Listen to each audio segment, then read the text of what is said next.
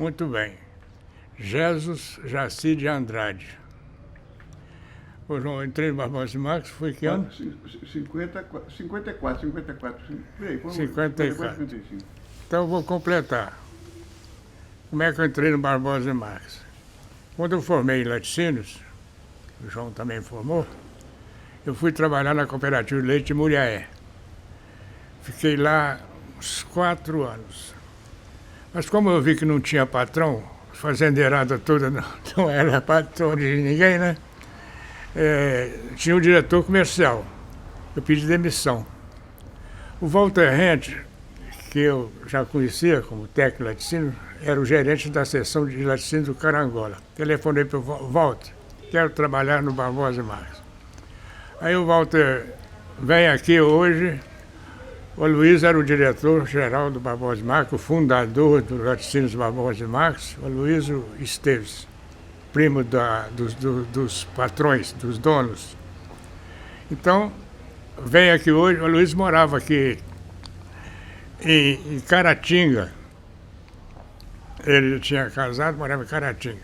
Vem aqui hoje que o Luiz está por aqui. Chegando lá, conversando com o Luiz, eu tinha saído da cooperativa, se tinha lugar para mim no Barbosa de Marques. Ele falou, eu tenho lugar para você em Itambacuri.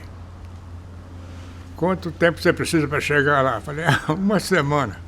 Mas o Luiz saiu de Carangola, passou por aqui e Conselheiro Pena já era do Barbosa de Marques. Quando ele chegou em Itambacuri, já estava esperando por ele. E lá eu fiquei 1 ano. Nisso, o Walter Rente resolve sair do Barbosa de Marques. Achou uma fábrica de leite em pó para dirigir. Como é que chama lá, João? Lá em aquela fazenda lá dos irmãos. Lá perto de Formiga. Piuí. Não, tem Piuí, né? Foi dirigir uma fábrica de leite em pó lá perto de Formigas. O município de Biá. Aí, eu estava em Tambacuri, fui transferido para Carangola no lugar do Walter Rente. Lá, pode entrar, João. Lá eu fiquei 7 anos em Carangola, dirigindo a seção de laticínios do Barbosa de Marques. Tinha 12 laticínios, pequenos laticínios para olhar.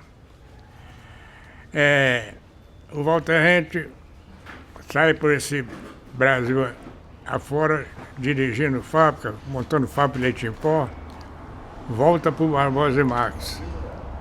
Aí o Luiz me transfere novamente. Aí o Walter volta para o Barbosa de Marques aqui em Valadares.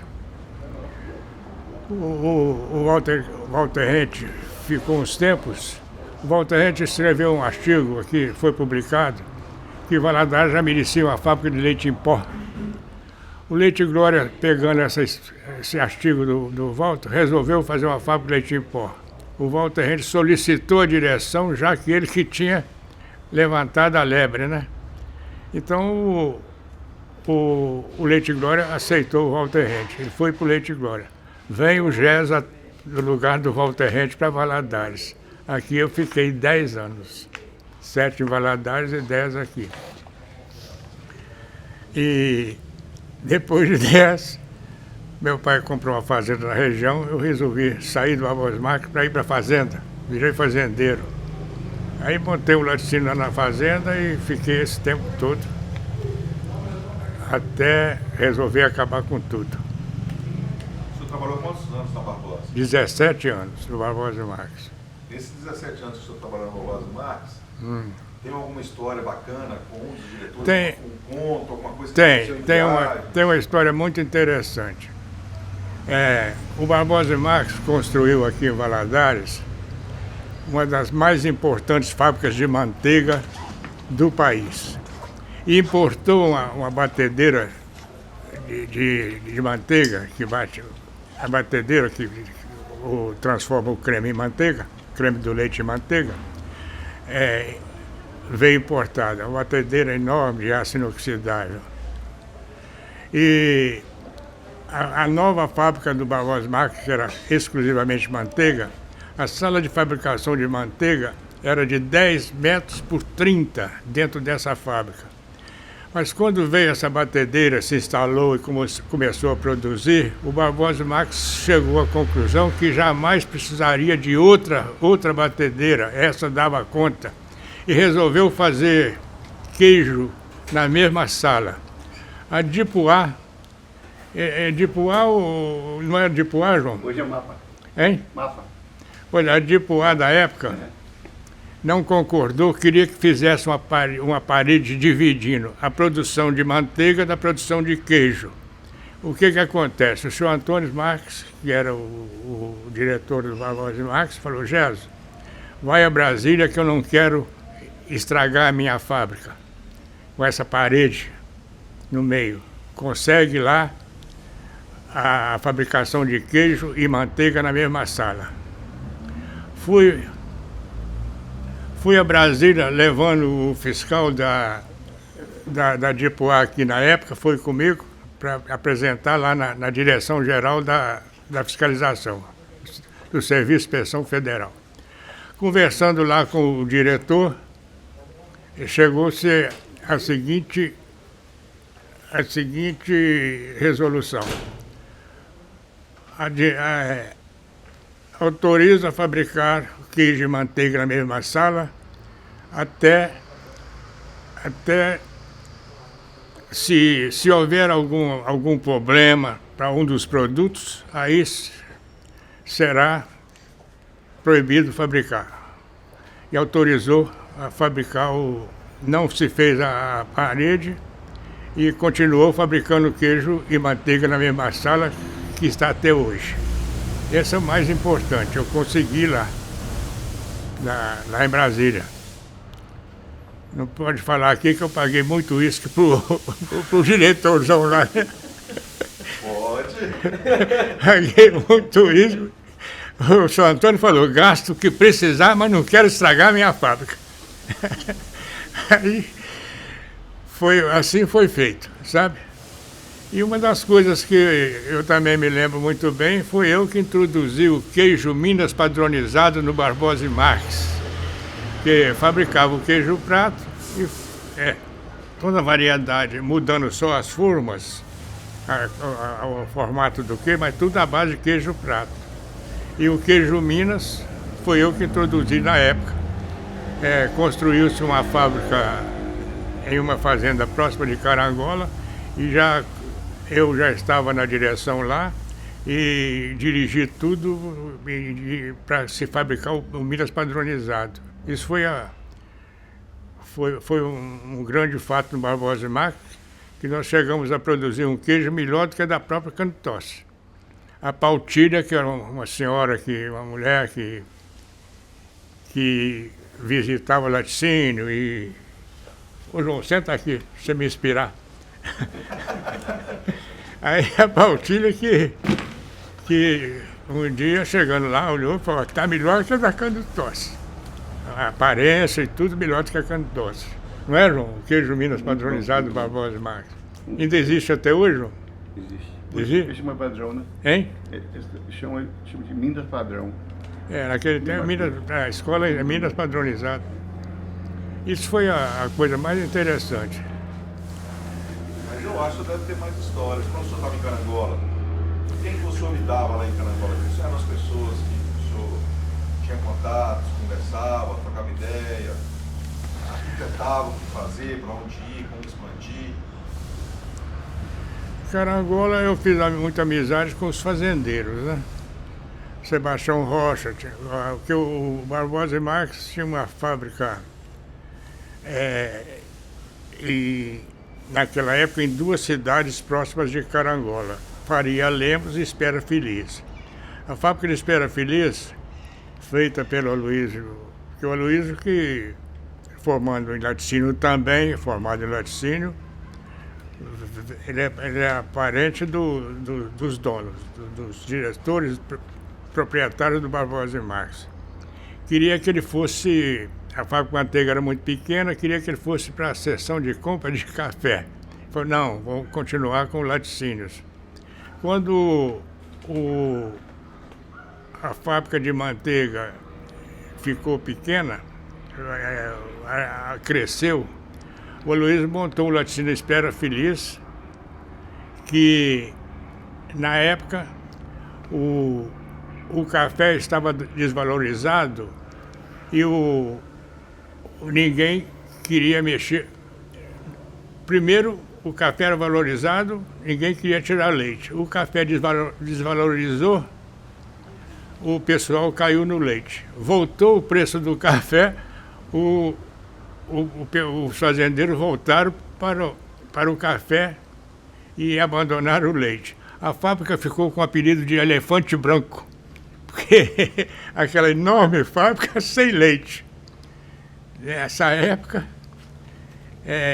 então tinha essa fábrica de Espera Feliz e tinha a fábrica de Faria Lemos, que era de uns holandeses, e montaram essa fábrica e depois o Barbosa Marques comprou. Então, e tinha nas fazendas, fazenda do Joca, fazenda do Rocha, Santa Terezinha, e eu tinha muito contato com os fazendeiros, sabe? E incentivava muito a produção de leite e não tinha laticínios em Divino Carangola, cidade próxima, que também era cafeeira. Eu introduzi o queijo lá, a fábrica lá, tinha um posto de desnate. Eu introduzi o queijo, fabricar o parmesão. E Santa Margarida tinha um postinho também de desnate. Também transformou em parmesão. E Carangola eu conversava muito com o Joca, sabe? Esse fazendeiro que tinha laticínio na fazenda dele. E Sebastião Rocha. E quem... No mais... O seu relacionamento com a diretoria? Minha relacionamento com a diretoria sempre foi muito boa, sabe? Muito boa. Qual foi o primeiro diretor do senhor? Hein? Qual foi o primeiro diretor do senhor? Bom, do laticínio, o Aloysio Esteves, o diretor do... Agora, o Aloysio, ele... Quando a fábrica quando a região de Carangola ficou pequena para o Aloysio, para o Barbosa Marques, ele botou o dinheiro no bolso, um revólver na cintura e pegou o automóvel dele e subiu pela Rio Bahia fora, foi parar em Tambacuri. Primeira fábrica que ele comprou, uma fábrica de manteiga em Tambacuri. Lá ele conheceu a esposa e casou em Tambacuri, com a filha do homem mais importante de Tambacuri, que era o médico, era o Dr. Firmato, casou com a filha dele. E aí... Mas o revólver na cintura porque era perigoso andar por cima? Era perigoso. Mas por que era perigoso? Pô, tinha muito bandido, muito assalto, entendeu? Não, é o meu modo de dizer, quer dizer, ele veio armado e o dinheiro foi... Primeiro o Aloysio comprou em Tambacuri, depois o Aloysio comprou Caratinga, Valadares não tinha nada, depois comprou o Conselheiro Pena. No final é que ele comprou a fábrica de Valadares. E primeiro ele morou em Caratinga casado, depois veio morar em Valadares, casado naturalmente, veio morar em Valadares. E daí que ele dirigia todo o Barbosa Marques. E lá em Carangola, o diretor lá, o seu Jonas Marques, ficou muito bem relacionado com o seu Jonas. Tem alguma história do senhor com o seu Jonas Marques? O senhor lembra, não? Ele era político, né? Ele era político. Gostava, né, da política. De festa também, só um pouquinho, né? Era o dono da cidade. O tênis clube de Carangola, não se pregava um prego sem ordem do seu Jonas Marques. Comprava coisas, piano de cauda, Carangola tinha um clube excelente, Juscelinista doente, sabe? Inclusive ele esteve lá, Hein? Juscelino. O Juscelino esteve lá, foi lá inaugurar o tênis clube. E uma área enorme, tinha a sede dos tênis, piscina, e para não ficar frequentando a sede do clube diariamente, o senhor Jonas fez uma construção na área lá, para o todo dia, restaurante e bar, e fez aquelas pilastras de Brasília, imitando Brasília na sustentação do prédio, sabe? Fez aquela, de tão juscelinista que era. E o que Uma conversa que o senhor teve com ele, lembra de uma conversa? Uma conversa? Uma situação, isso aqui tá assim. Uma conversa que eu tive com ele, eu contei aqui agora, acho que foi para o João Batista aqui. O papai era um denista apaixonado lá do Muriaé. E o Pio Canedo, grande político, prestígio enorme em Minas Gerais, era do Muriaé, contrário ao papai, do PSD. E o papai não queria saber de Pio Canedo, porque o papai era farmacêutico no distrito de Muriaé, chamado Itamuri, farmacêutico, e mataram um camarada lá no Itamuri, e o Pio Canedo, todo político, tinha seu jornalzinho lá em Muriaé, botou que foi o João Celino que mandou matar o camarada. O papai tomou a raiva do Pio Canedo, que dizia para todos nós, se o Pio Canedo fosse para o céu, ele queria ir para o inferno. Não juntava com o Pio Canedo nem no inferno, nem no céu. Aí eu contei essa história para o senhor Jonas, sabe? Começando na amizade, contei que o senhor Jonas era do PSD. Mas o PSD de Carangola era diferente, né? Do PSD de Muriaé. Aí, por acaso, o Pio Canedo veio a Muriaé numa reunião lá e teve muito tempo a conversa com o senhor Jonas. O senhor Jonas Marques contou tudo pro Pio Canedo. Isso que o Pio Canedo morria de rir da história. Entendeu? Essa foi a passagem mais interessante com o senhor Jonas. Deixa eu ver se tem mais alguma. Agora, o grande amigão mesmo era o senhor Antônio Marques, que era irmão do senhor Jonas, mas era um diretor que permanecia no Rio de Janeiro. Ele e o presidente do Barbosa Marques, o doutor Zé Larival Esteves, do escritório do Rio. E o senhor Antônio ficamos amigos mesmo, sabe? Um relato, uma história com ele, uma viagem, uma conversa no corredor da fábrica. Não. O senhor Antônio era um tomador de uísque, desde os 15, 16 anos, a vida inteira. Então, os tempos que ele vinha passar em Carangola,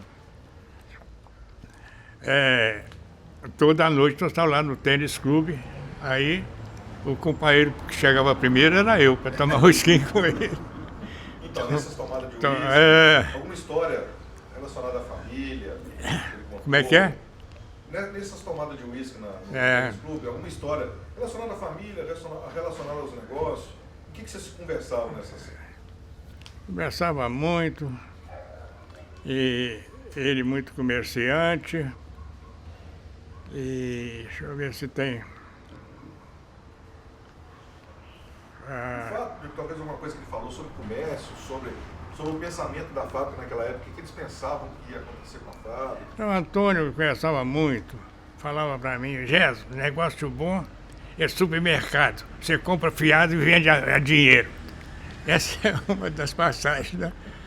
O que eles pensavam sobre a evolução da fábrica? O que ele imaginava? Porque a fábrica estava crescendo, né? O que ele imaginava? O que eles tinham em mente? Se o senhor tem noção? O que eles tinham em mente? O que eles conversavam sobre isso?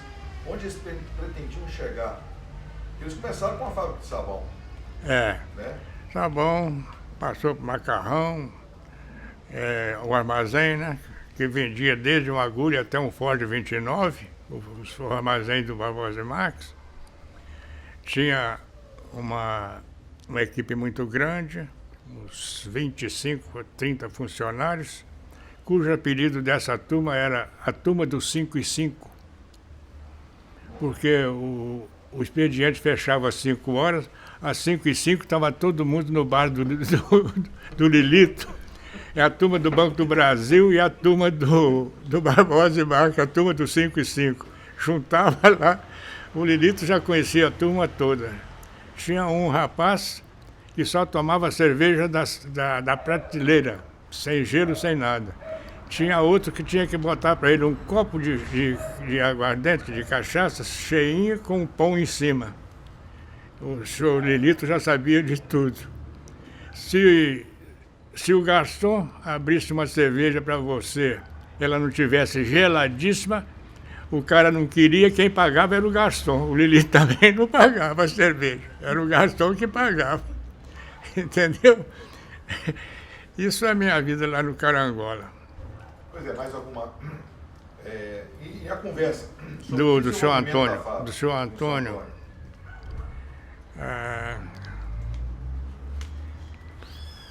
Senhor Gerson, a maior fábrica do Barbosa de Marques, nós chamávamos de fábrica central antigamente, certo? É, aqui. É sobre essa fábrica que eu acho que nós estamos querendo escutar do senhor alguma coisa. Hein? Sobre o desenvolvimento dessa fábrica, nós queremos escutar do senhor, é a fábrica central. Nós queremos escutar do senhor, Bom, o senhor participou desse desenvolvimento. O grande fato foi não ter construído uma parede na sala de fabricação de manteiga, né? E o que houve mais sobre a fábrica central?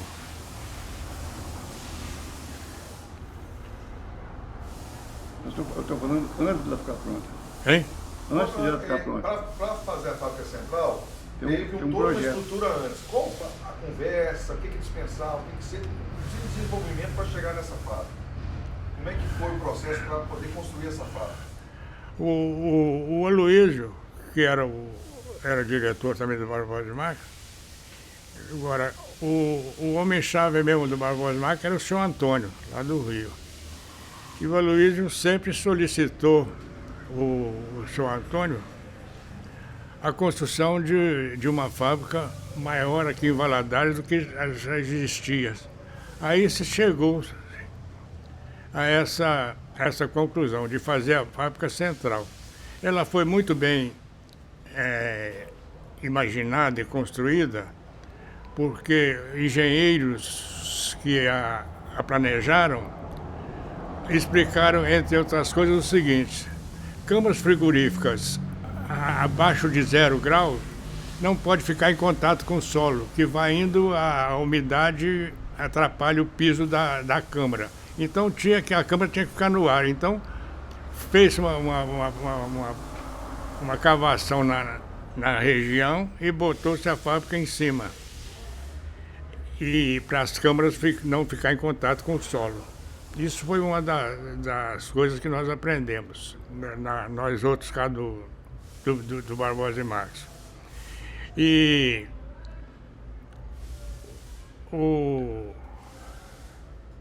ali embaixo, abaixo do piso da fábrica, onde instalou-se muita coisa, o tanque de resfriamento de salmoura, que ia resfriar as câmaras,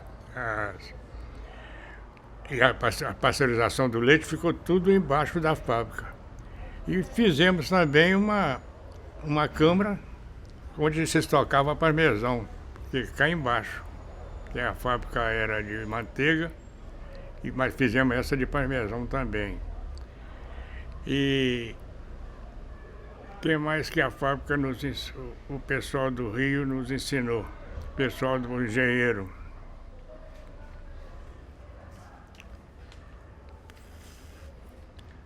Foi. Quando essa fábrica ficou pronta, o senhor continuou em Carangola ou o senhor veio para cá? Não, eu já estava morando aqui. O senhor já estava aqui? Eu já vim com família e tudo para cá. Para montar essa fábrica? Não, ou eu vim. depois que foi o processo? Eu vim como. A fábrica foi depois da minha vida. Eu já permanecia aqui, eu já morava aqui. Eu vim como gerente geral da seção de laticínios. Olhava todos os laticínios. E como é que era esse serviço do senhor? Visitar os laticínios, ver o que estava errado e o que providenciar o que necessitava cada um deles. Pois é, nessas viagens, tem algum relato interessante de alguma coisa que talvez estava fazendo melhor nessa parte, que no outro não estava fazendo, que o senhor levou para fazer no outro serviço? Tem alguma dessas? Algumas coisinhas eu introduzi. Por exemplo, o tanque de salga de queijo enorme tinha várias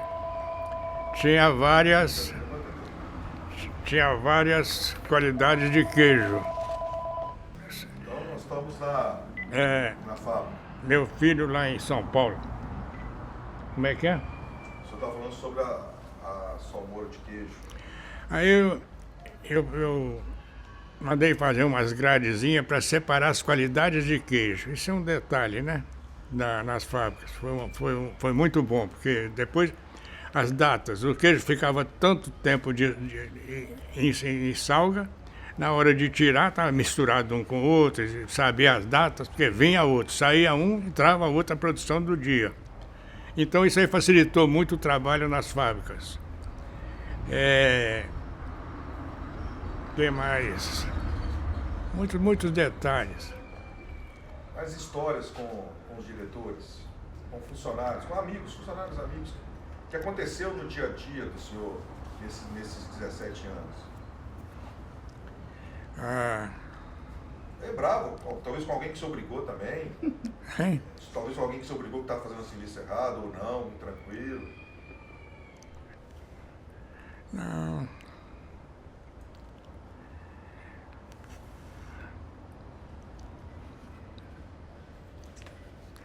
Não, quando aqui cheguei, tinha funcionários de fábrica. Por exemplo, em Tambacuri tinha só um técnico de laticínios na direção da fábrica. Conselheiro Pena tinha Gabriel. João Batista, Gabriel e mais 2 funcionários bons. Walter, que era o gerente do escritório, e o Nestor, que também fazia o trabalho do assistência aos postos. Então eu transferi um deles, que é o João, para Tambacuri. E essa foi uma atitude que deu muito certo. Ajudou muito o Hudson lá em Tambacuri, em modo geral. O que mais?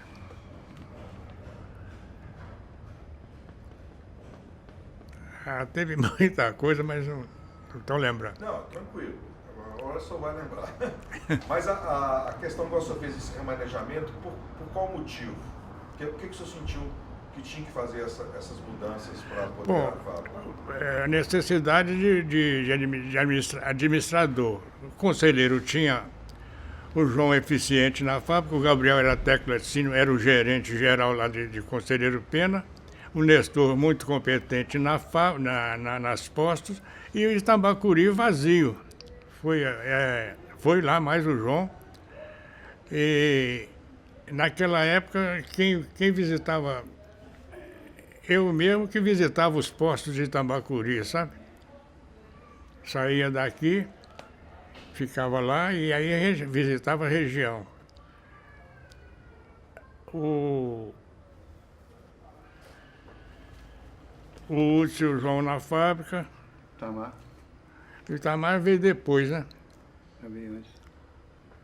Depois o João foi transferido para Valadares também, para meu secretário aqui, para olharmos as fábricas todas. E contratou-se um outro técnico para ir para Tambacuri também, chamado Itamar. E quando a fábrica central ficou pronta, Sei. seu Luísio, o que ele comentou sobre essa fábrica? O Aloysio tinha um orgulho muito grande da fábrica. Visitas, ele fazia questão de mostrar a fábrica toda, entendeu? E ele tinha muito orgulho. É, ficou, ficou muito tranquilo. A produção de manteiga melhorou muito, porque nós recebíamos na fábrica os cremes mais novos, de excelente qualidade. Fabricava-se uma manteiga sem sal, cujo mercado para o Barbosa Marques no Brasil era muito grande. A Quibon era uma grande freguesa do Barbosa Marques para comprar a manteiga do Barbosa Marques sem sal, porque ela tinha uma qualidade. O leite produzido em pastagens de capim, gordura, jaraguá, ele é mais amarelinho, a gordura dele é mais amarelinha. O leite produzido no Colonial, a manteiga, a parte gorda da manteiga era branquinha. Então a Quibon preferia a nossa manteiga aqui do Vale do Rio Doce pela qualidade dela, pela coloração dela, para ela introduzir nos produtos delas a cor que quisesse, de acordo com os sabores e as qualidades dos produtos da Vigor. Aí nós tínhamos um grande freguês que era a Vigor. E essa fábrica nova nos permitiu produzir uma manteiga melhor, que usando uma batedeira de aço inoxidável, as outras batedeiras eram de madeira, é mais difícil de higienizar.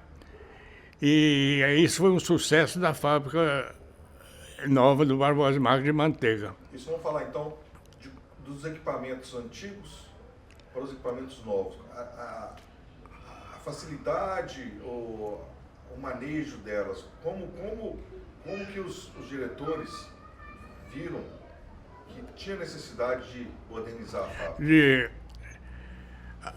A fábrica, sendo uma fábrica muito completa e tudo, então chegou-se à conclusão de importar uma batedeira de aço inoxidável que não se fabricava no Brasil, foi importada. Porque as batedeiras brasileiras eram todas feitas de madeira. E essa de aço inoxidável. Ela é tão importante, tão diferente. Quando ela chegou no cais do Porto do Rio de Janeiro, o pessoal achou que era um Sputnik, entendeu? Pelo formato dela. Ela não tinha um material de espremer a manteiga dentro da própria batedeira. Ela era em forma de peira. E a manteiga era espremida só pelo tombo. Ela ia girando lentamente e a manteiga ia subindo. No que a manteiga caísse dentro dela lá, expulsava a água da manteiga. Então, permitiu um produto muito melhor. Foi um grande avanço. Um grande avanço essa importação dessa batedeira.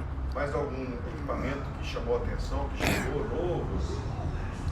Não, aí o que o Barbosa introduziu também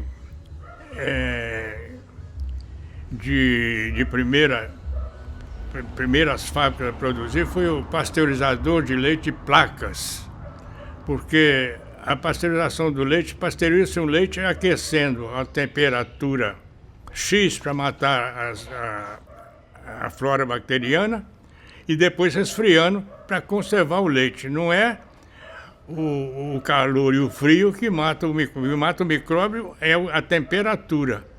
E aí resfria-se o leite para consumir e para conservar. Então, aí surgiu os pasteurizadores de placa, que o leite passa numa seção de placas onde o vapor passa de um lado, aquece no próprio aparelho tem a seção logo em seguida que passa água gelada de um lado e resfria o leite. Entendeu? O pasteurizador de placas. O Barbosa Marques introduziu muito esse tipo de equipamento, comprou muito e colocou nas fábricas. Outra coisa também, o queijo inicialmente era feito com a mexedura manual. O empregado que agitava o queijo para fazer o queijo. Então surgiu os tanques de fabricação de automáticos, de mexedura automática. Também o Barbosa e Marques foi um dos primeiros a usar e importar aqui do Brasil mesmo. Chegou um estrangeiro aí, botou lá em Paraná, em Curitiba, uma fábrica desse tipo de aparelho. Nós fomos um grande freguês deles, dos tanques de fabricação de mexedura mecânica. Como é que foi essa viagem? Hein? Como é que foi essa viagem? Quem foi nessa viagem? Você estava, João? Estava. Você estava? São Antônio, Sou Antônio, Humberto, Humberto, filho dele, eu, o Gabriel, o senhor João Batista da Silva. Foi aquela comitiva para lá.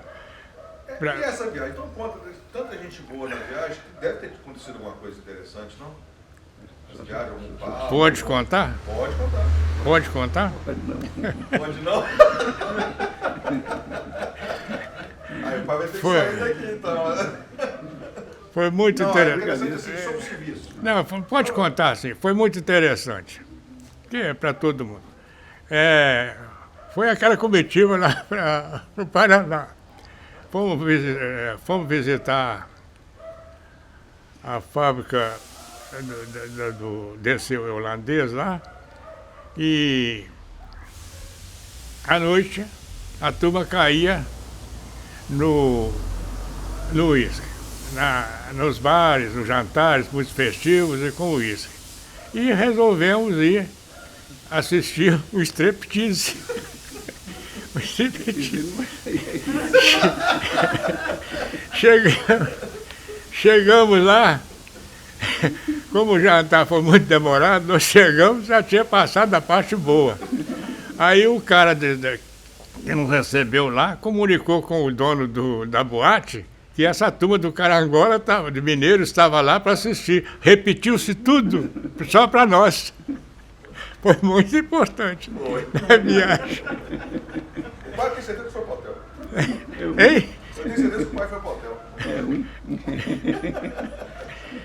O São Antônio deixava. O São Antônio não deixava.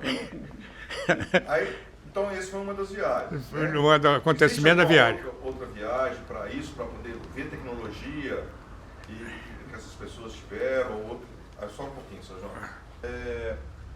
O senhor teve um relacionamento muito grande com o Sr. Luiz, Teve. né? O Sr. Antônio. Né? E o seu Jonas também. Desses três, o senhor comentou muito sobre o Sr. Luiz, Eu vou pouco comentar. do Sr. Antônio e pouco do Sr. Jonas. E vou comentar mais sobre o Aloysio. É. O Aloysio, que fundou, que aumentou a seção de laticínio do Barbosa e Marques, tinha um orgulho danado e achava que só ele sabia administrar o Barbosa e Marques. O Aloysio arranja uma viagem no exterior e por lá ficou. E quando ele voltou, o presidente do Barbosa e Marques, que o recebeu lá no Rio de Janeiro, falou: você está de parabéns, porque a equipe do Barbosa e Marques funcionou muito bem.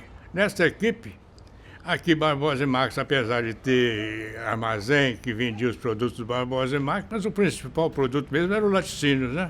Então o Luiz ficou muito ofendido e ficou com muito raiva de nós, que dirigimos o Barbosa e Marques muito bem, na ausência dele. Ficou muito enciumado e nos tratou diferentemente. Brigou com vocês? Brigou muito, não quis ouvir o que aconteceu na ausência dele. Nós fundamos postos de desnate e foi tudo.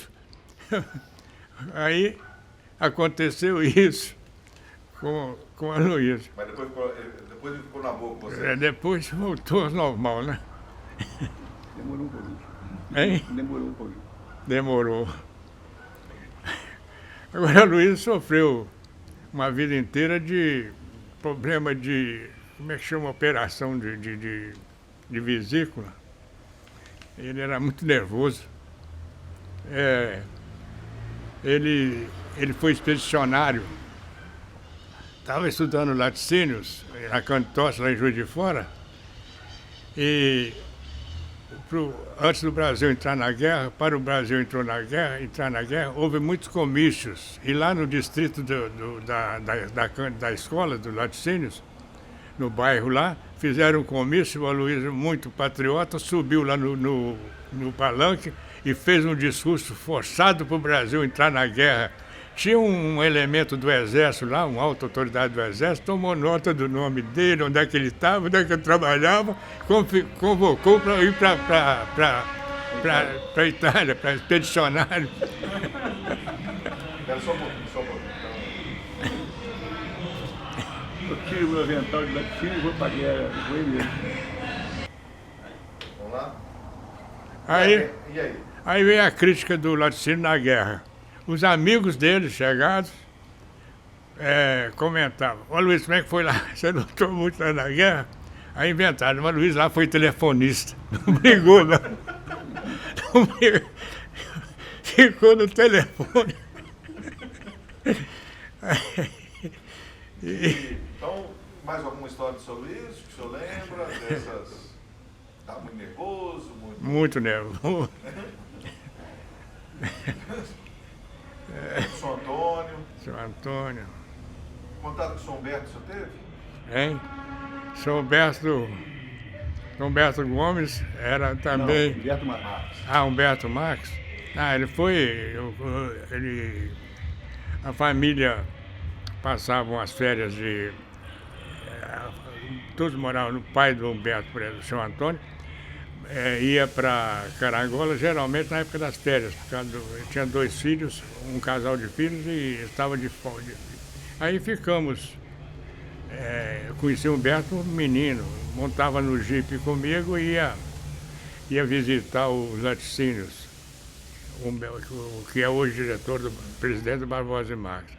E a mulher do seu Antônio tem uma história muito interessante, Dona Irene.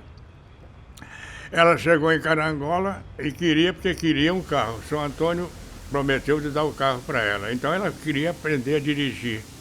Eu que fui ensinar a Dona Irene a dirigir no jipe. Fomos lá para o campo de pouso de avião, campo de aviação, e ela ali treinando, treinando a direção. Daí, uns poucos tempos, chego no Rio. O senhor Antônio, fui na casa do senhor Antônio, não sei como lá. Eu tento a Dona Irene, senhor Antônio. Pegou o carro e saiu aí na rua, está para a rua com o carro. Senhor Antônio, o senhor não tem medo da Dona Irene dirigir no Rio de Janeiro, tão pouca prática ela tem de volante? Eu não estando dentro do carro, ela pode dirigir à vontade. Essa foi a passagem muito interessante. Eu não estando no carro, para dirigir à vontade. Aí só falou que o São Humberto era muito novo, né? São Humberto Marques, né? São Humberto Marques. Agora, eu era menino. E aí, conversava com ele? Pode contar, não? Não. Pode não. Essa não pode não. Tá doido. Depois você conta particularmente. Perdeu o juízo. Tem criança ali. Então, tirando essa parte que não pode, que essa foi censurada, ele era empolgado com a O fábrica. detalhe do seu Jonas. O senhor Jonas era um pai para o carangolense. Tinha muitos afilhados. Um dos afilhados dele chamava Samuel Osken. A família Osken em Carangola era grande, importante em Carangola. O Samuel Osken era afilhado do senhor Jonas Marques. Ele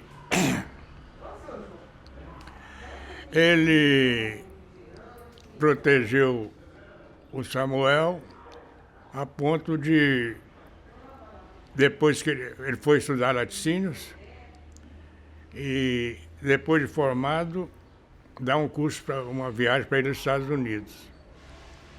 E esse Samuel também, eu sabendo que o futuro dele era Barbosa e Marques, o levei muitas viagens laticinistas em Carangola. E ele chegou a ser presidente, diretor do Barbosa e Marques. Depois, ele, muito ambicioso, deixou o cargo de diretor para ir dirigir uma fábrica de macarrão lá em São Paulo, de uma firma italiana. Aí saiu do Barbosa e Marques. Esse é o caso do...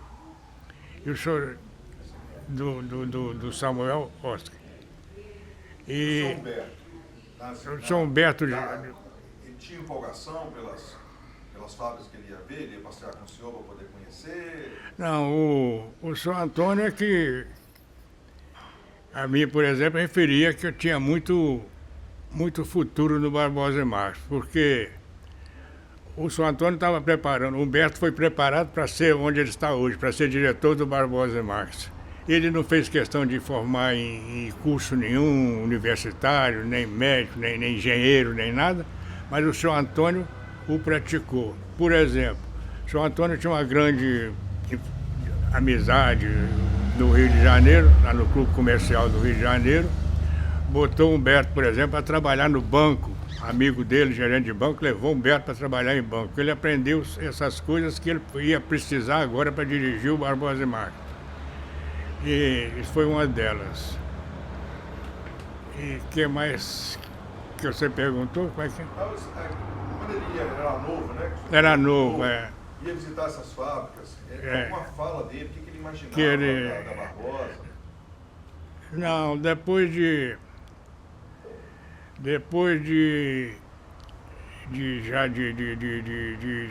mais adulto, é que ele tinha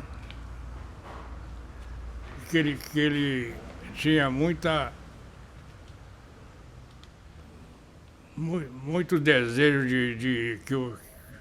no trabalho dele que o Barbosa e Marques fosse bem sucedido.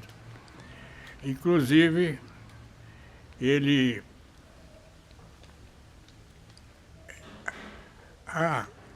voltando ao Carangola, uma das atitudes minha em Carangola também é o seguinte, o queijo era vendido, as vendas de queijo do Barbosa e Marques, o queijo que era quadrado, caixas de madeira. E os queijos redondos, fabricavam um queijo redondo grande, de 4, 5 quilos, em aqueles, como é que chama aqueles? Canudos. Aqueles canudos de madeira. Eu introduzi a caixa de papelão para estes queijos, principalmente os queijos menores.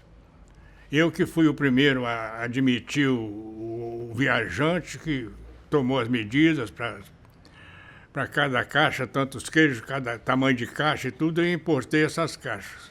E comprei essas caixas.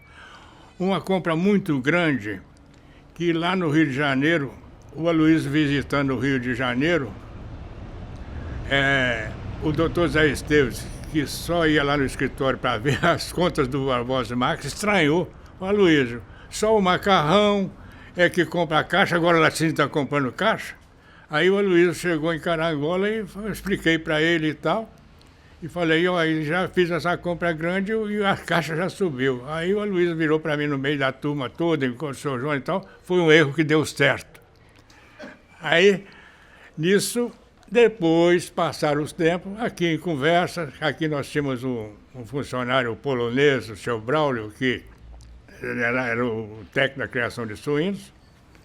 Num jantar do Sr. Braulio lá na casa, com o Humberto se referiu, quando eu botei caixa para vender queijo no Barbosa e Marques, foi um sucesso. Aí o Sr. Braulio não aguentou. O Sr. Braulio estava participando dessa situação que o Luiz me chamou, que um erro deu certo, não foi o senhor que botou, não. Quem botou foi o Sr. Gerson. O Sr. Braulio é que tomou. Polonês aqui. Hein? Como é que é? Polonês. Braulio. Sr. Braulio, ele não chamava Braulio, chamava Boleslav Chuba. Mas como ninguém sabia falar Boleslav, ele se apelidou de Braulio. Ficou mais fácil, né? Ficou mais fácil, Sr. Braulio. Mais algum assunto, mais alguma coisa que o senhor lembra Com da cabeça do senhor sobre a fábrica, sobre as amizades, sobre essas viagens, sobre a compra de coisas que melhoraram a fábrica? Opiniões, sugestões, talvez até crítica também, de uma coisa que começou a fazer, deu errado e voltou atrás. Estou pensando aqui. Coisa interessante na época.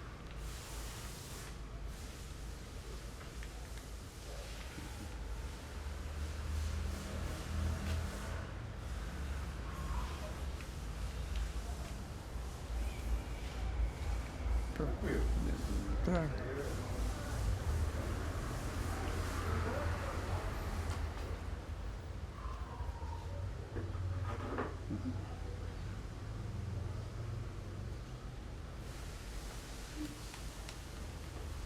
A vovó Max está fazendo 100 anos, 100 anos. né?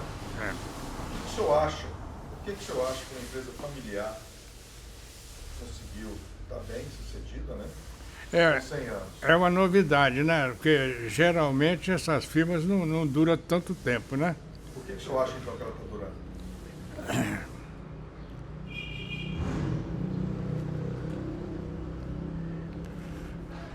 É, acho que é o espírito da família mesmo, né, Marques, né?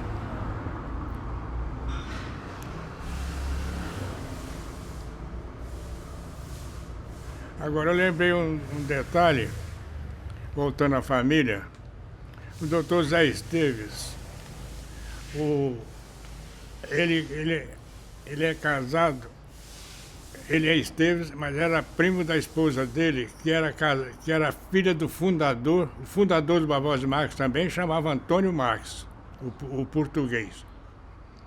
E o Zé Esteves, que era primo, casou com prima, a filha do senhor Antônio Marques, fundador.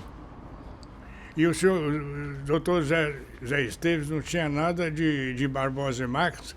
Ele trabalhava ou era exportador de café em Vitória. Em 1920, a crise de 28, a crise de 29, o Barbosa Marques teve uma situação muito apertada. O sogro, doutor Zé Larivois, trouxe o Zé Esteves para dirigir o Barbosa Marques em Carangola. Ele ficou, posteriormente, ele passou a ser presidente do Barbosa Marques. Quando o velho ficou mais velho, foi morar no Rio de Janeiro também, e o Zé Esteves ficou em Carangola como presidente. Olha a mentalidade de administração. O Zé Esteves, a Casa Amarela, imitando a casa do presidente da Argentina, que era próximo ao armazém, a instalação do Barbosa Marques era próximo. O Zé Esteves vinha de manhã, vinha para ver os funcionários com o reloginho na mão, ver a entrada dos funcionários na hora, não podia falhar. E depois é que ele voltava em casa para tomar o seu café com calma e tal. Mas primeiro ele ia lá no escritório, os 20 funcionários, de reloginho na mão, assistindo o camarada chegar para trabalhar. Já o senhor Antônio, completamente diferente. Lá no Rio de Janeiro, ele comandava o escritório,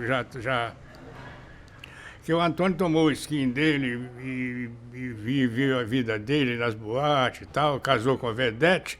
O dia que ele resolveu tomar conta do Barbosa Marques, ele tomou conta melhor do que todo mundo. Deu muito show, muita atitude, que superou várias coisas dele, superaram. Coisa de durante o ano aí, ganhar muito dinheiro, atitude dele.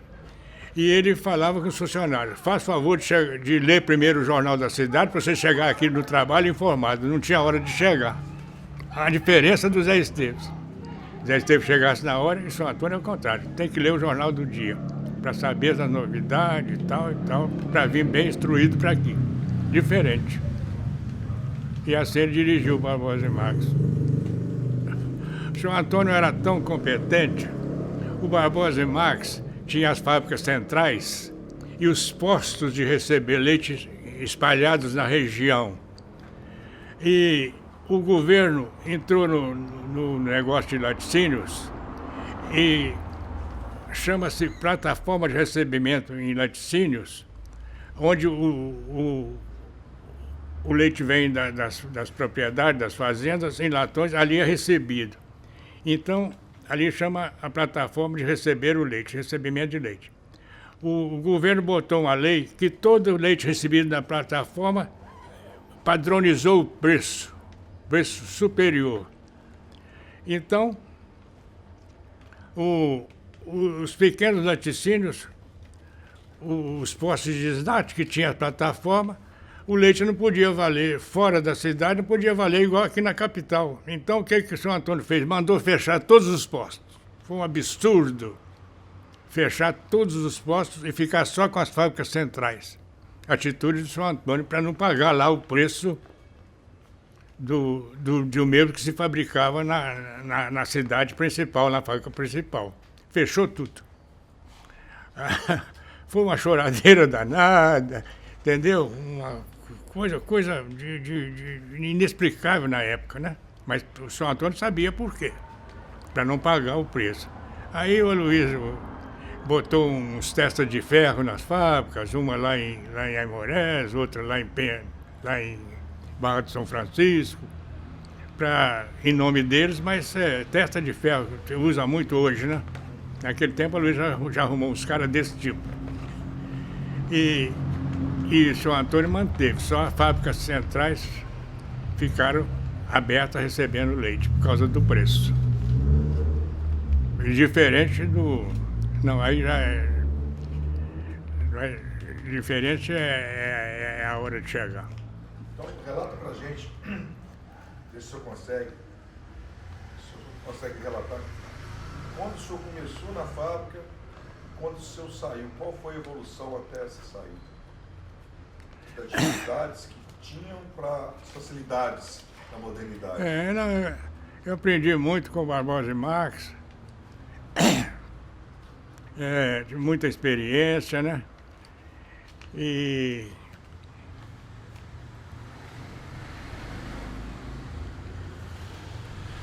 eu comecei mesmo a aprender na Cooperativa Leite Muriaé. Eu exportava leite para o Rio de Janeiro, sabe? Leite resfriado, congelado.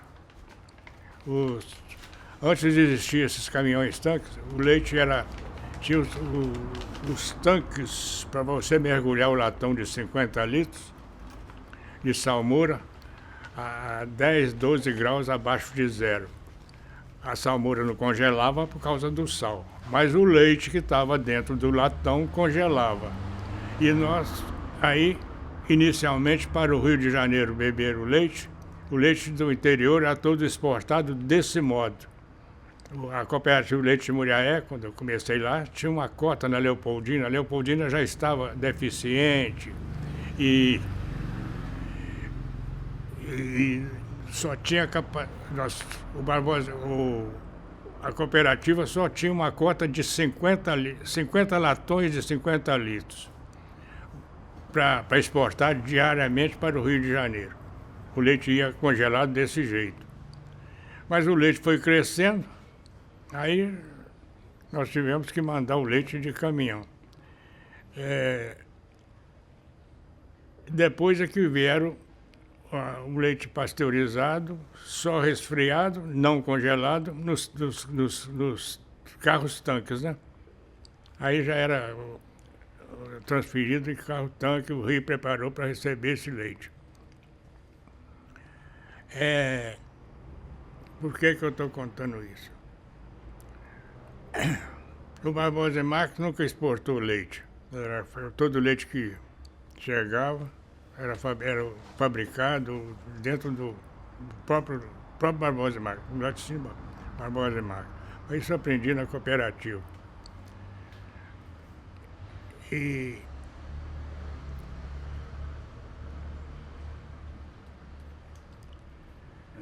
Mas no mais, na Canitosse mesmo, a gente não aprende muito a fabricar queijos também não, que é muito rápido. Vai lá, uma aula e tal, a gente aprendeu mesmo a fabricar queijo. O João Batista foi no Barbosa e Marx. E o Aloysio que teve esse mérito, ele começou a fabricar o queijo lá na região do Carangola. E aqui no Vale do Rio Doce, onde ele expandiu, partindo do Carangola, era só manteiga e caseína. Caseína é o produto que você tira a gordura do leite e o que sobra, a caseína, onde fica caseína, albumina, sais minerais, você seca e é um produto muito procurado para produzir colas. Colas muito boas, fabricadas com a caseína do leite. Uma cola que pode molhar que ela não solta. Para fabricar barcos e tal, essa cola da caseína, que é muito usada.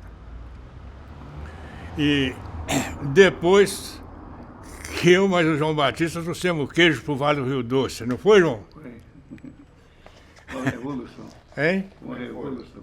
Hein? E como é que foi isso? Aí o Carangola ficou pequena a produção de leite de queijo para o Rio de Janeiro, que o Barbosa Marques tinha um depósito de venda de queijo, o grosso mesmo, vendia, tinha os viajantes que nas cidades do interior mineiro vendendo os produtos do Barbosa, mas queijo, macarrão, tá bom. Mas queijo vendia pouco, então teve que botar um depósito no Rio de Janeiro para vender os queijos. Aos domingos saiu o caminhão carregado de queijo, daquele jeito que nós falamos, na caixa de madeira, nos... Como é que chama? Do queijo redondo, Canudos. os canudos de queijo, para o Rio de Janeiro. Aí ficou pequeno o Carangola. Aí nós começamos a fazer o queijo aqui no Vale do Rio Doce. Primeiro foi em Tambacuri, manteiga e queijo, depois foi aumentando, Conselheiro Pena, passando para todo o Vale do Rio Doce, fabricar queijo, principalmente o parmesão, que é um queijo que permitia o leite mais ácido, um leite de pior qualidade, e dava o parmesão. Aí fabricou-se muito parmesão. Nós éramos grande produtor de parmesão no país. Mais alguma história que o senhor lembra? Não, não lembro mais. Com certeza. Acho que não lembro mais, não. Já foi bom demais. Foi bom demais. Bom, eu quero agradecer ao senhor por ter nos recebido e contado essas histórias. Eu que agradeço a presença aí. Como é que chamam as meninas ali? Ingrid Silva. Hein? Silvia. E você? Ingrid. Hein? Ingrid. Ingrid. Hein? Ingrid. Não é Ingrid Bergman. Não. A cabeça boa, né? Hein? Tá com a cabeça boa ainda. Ali, ó, tem um tiragosto ali, vamos ver. Na Ingrid Bergman ninguém esquece. Bom, muito obrigado, senhor. Fizemos o seu queijinho. Era isso mesmo que você queria? Eu acho que sim. Ô, gente, serve aí. Ô, Ingrid, Pode ser, senhor. contando esse episódio pro senhor Antônio, ele falou, ô, gente, precisa escrever um livro. Senhor Antônio Marques. Aqui nós tínhamos o Manuel. O Manuel o quê, João? Aqui, o Manuel que do Barbosa Marques, lá da Rua Rubi, Manuel. Mané, o que veio de Carangola. É, o Manuel. O Manuel gostava de uma pinguinha.